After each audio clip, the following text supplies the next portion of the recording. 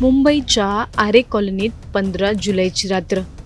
बाहेर पावसाचा हलका सडा, अंधारात झाडांची सळसळ आणि एका साध्या घरात घडत होता एक असामान्य प्रसंग, जो पुढे एका हत्येच्या थरारक कथेत परिवर्तित होणार होता. भरत लक्ष्मण अहिरे, वय वर्ष 40, व्यावसायिक मेकअप आर्टिस्ट, मेहनती, स्वाभिमानी, पण घरगुती जीवनात काही काळापासून अस्वस्थता होती. कारण बनली पत्नी राजश्री अहिरे. हिच्या वागण्यातले रोजचे बदल, तिचे चंद्रशेखर पद्याची सोबतच्या विवाहबाह्य संबंधांबद्दल भरतला संशय आधीपासूनच होता. गेल्या महिन्यात जेव्हा त्याने पत्नीला याबाबत प्रश्न विचारले, तेव्हा उलट त्याच्यावर छळाचे आरोप करण्यात आले. या तणावाच्या पार्श्वभूमीवर 15 जुलैच्या रात्री भरतला चंद्रशेखरचा फोन आला. आपण भेटूया, एकता नगर, युनिट 31, आरे कॉलनीच्या सार्वजनिक शौचालयाजवळ. भरत तयार झाला आणि त्याच्यासोबत राजश्रीही निघाली. त्या ठिकाणी आधीच चंद्रशेखरसोबत त्याचा साथीदार रंगा उपस्थित होता. भरतने परिस्थिती समजण्याआधीच हल्ला सुरू झाला. चंद्रशेखरचे मुठीचे आणि लाथांचे घाव भरतच्या छातीवर, पोटावर आणि शरीरावर पडत होते.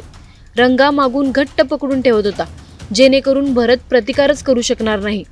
आजूबाजूला पावसाच्या पाण्यात मिसळलेली माती, धडपडणारा माणूस आणि निर्दयी घावांचा आवाज. पण सगळ्यात धक्कादायक म्हणजे या हल्ल्याचे साक्षीदार म्हणून काही फुटांवर राजश्री स्वतः उभी होती, पूर्ण शांत, कोणतीही मदत न मागता. हल्ला थांबवण्याचा तिने एकही प्रयत्न केला नाही. जागेवर जेव्हा लोक गोळा होऊ लागले, तेव्हा चंद्रशेखर आणि रंगा तेथून पळून गेले.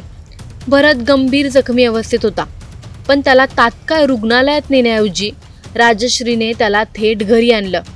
पुढची 3 दिवस भरत वेदनेत तडफडत राहिला. कोणताही वैद्यकीय उपचार त्याला मिळाला नाही. घरातील 3 मुली, वय वर्ष 13, वय वर्ष 5 आणि 3 वर्षाच्या, आपल्या वडिलांची प्रकृती रोज ढासळताना पाहत होत्या. जेव्हा भरतला उलट्या होऊ लागल्या, उलट्यातून रक्त येऊ लागलं, तेव्हा मोठ्या मुलीने भीतीवर मात करत नातेवाईकांना फोन केला. भरतची मेव्हणी घरी आली आणि तेव्हा तिने राजश्रीला विचारलं काय झालं म्हणून. राजश्रीने सरळ सांगितलं, अपघात झाला आहे, बाईकवरून पडलाय. भरतला शेवटी पाथनवाडी मालाड पूर्व येथील सुपर स्पेशालिटी रुग्णालयात दाखल करण्यात आलं. रुग्णालयातही तीच कथा पुढे रेटली गेली. भीती आणि दबावामुळे भरतनेही पोलिसांसमोर अपघाताचीच आवृत्ती सांगितली. हीच नोंद MLC मेडिको लीगल केस अहवालात दाखल झाली. पोलिसांना मात्र ही कथा पटली नाही.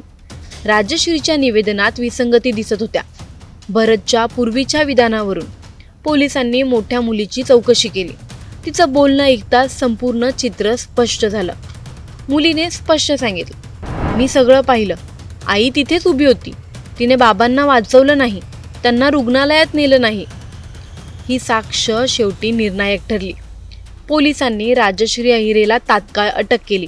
तिचा प्रियकर चंद्रशेखर पद्याची आणि साथीदार रंगा याचा अजूनही शोध सुरू आहे.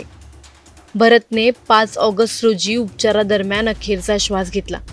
सुरुवातीला भारतीय न्याय संहिताच्या कलम 115(2), 351(2), 117(2) आणि 3(5) अंतर्गत गुन्हा नोंदवला होता. मृत्यूनंतर त्यात खुनाचा कलम जोडण्यात आला.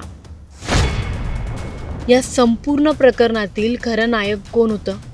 फक्त 13 वर्षांची एक मुलगी, जिने भीती, दबाव आणि कुटुंबातील विश्वासघाताच्या सावलीतून बाहेर येऊन सर्व सत्य सांगितलं. तिच्या साक्षीमुळेच एक थरारक कट उघडकीस आला आणि भरतला न्याय मिळवण्याचा मार्ग सुरू झाला. आरे कॉलनीतली ही घटना फक्त एका खुनाची गोष्ट नाही, तर ती विश्वासघात, लोभ आणि एका मुलीच्या निडर सत्य वक्तृत्वाची खरी कहाणी आहे. तुम्हाला ही कहाणी कशी वाटली? आम्हाला कमेंटमध्ये नक्की कळवा आणि व्हिडिओ आवडल्यास लाईक आणि शेअर करायला विसरू नका. तसंच अशा नवनवीन व्हिडिओजसाठी टाइम्स नाऊ मराठीला नक्की फॉलो करा.